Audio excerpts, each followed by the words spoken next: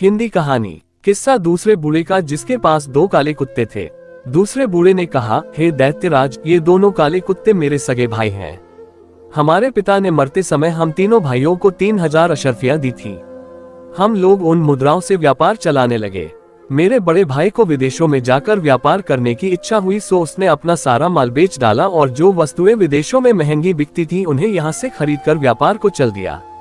इसके लगभग 1 वर्ष बाद मेरी दुकान पर एक भिखमंगा आकर बोला, भगवान तुम्हारा भला करे।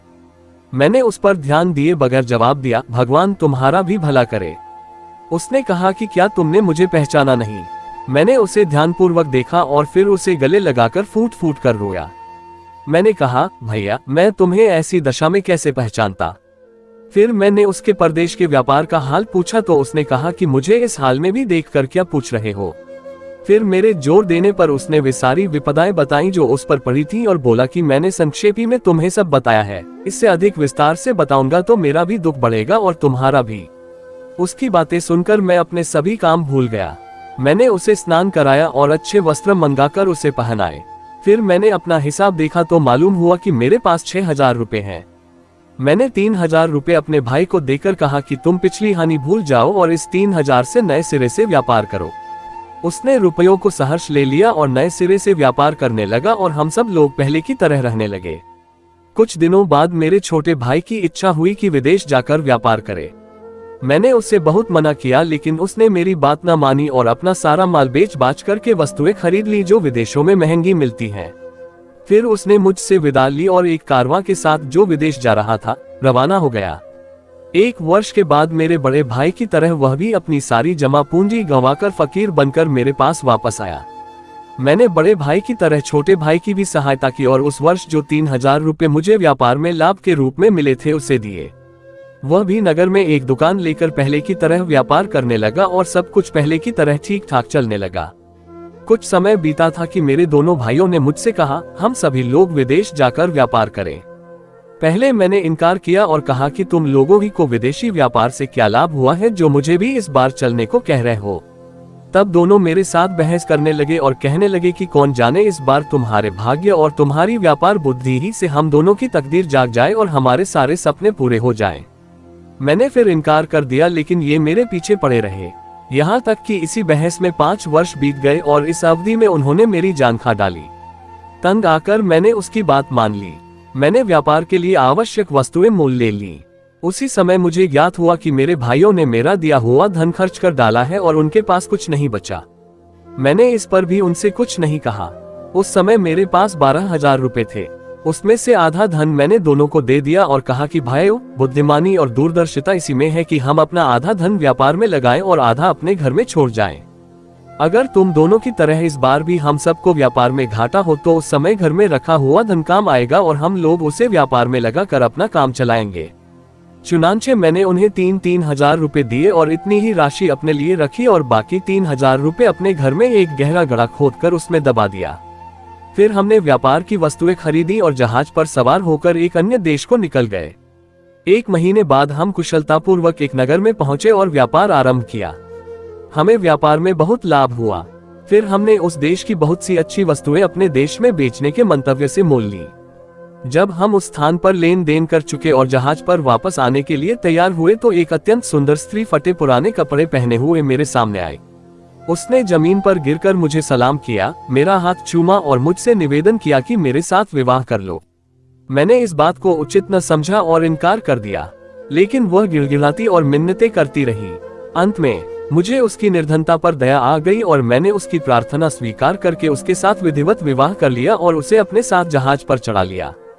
मैंने रास्ते में देखा कि वह केवल सुंदरी ही नहीं, अत्यंत बुद्धिमती भी है। इस कारण मैं उससे बहुत प्रेम करने लगा, किंतु मेरे इस सौभाग्य को देखकर मेरे दोनों भाई जल मरे और मेरी जान के दुश्मन हो गए। उनका विद्वेष यहाँ तक बढ़ा कि एक रात जब हम दोनों सो रहे थे उन्होंने हमें समुद्र में फेंक दिया। मेरी पत्नी में जैसे कोई अलौकिक शक्ति थी।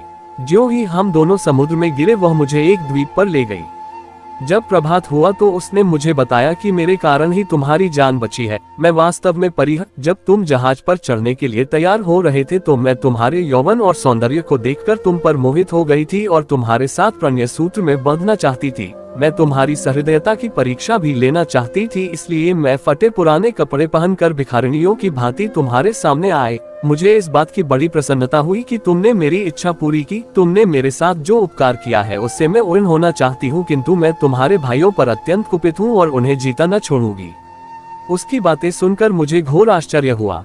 मैंने उसका बड़ा एहसान माना और अत्यंत दीनता पूर्वक कहा कि तुम मेरे भाइयों को जान से न मारो। यद्यपि उन्होंने मुझे बड़ा कष्ट पहुंचाया है, तथापि मैं ये नहीं चाहता कि उन्हें ऐसा कठोर दंड दिया जाए। मैं जितना ही अपने भाइयों की सिफारिश करता था, उतना ही परी का क्रोध उन पर बढ़ता जाता था। वह कहने लगी कि मैं यहाँ से उड़कर जाऊंगी और उन दुष्टों समेत उनके जहाज को डुबो दूंगी। मैंने फिर उसकी खुशामद की और उसे परमेश्वर की सौगंध देकर कहा कि तुम उन्हें इतना कड़ा दंड न देना। सज्जनों का काम यही है कि वे बुराई के बदले भलाई करें। तुम अपने क्रोध को ठंडा करो और यदि तुम उन्हें दंड ही देना चाहो तो मृत्यु दंड के अतिरिक्त जो दंड चाहो दे दो। मैं उसे इस तरह समझा बुझा और मना रहा था कि उसने एक क्षण में मुझे उड़ाकर मेरे मकान की छत पर पहुंचा दिया और स्वयं अंतर्ध्यान हो गई। मैं छत से उतरकर घर के अंदर आया।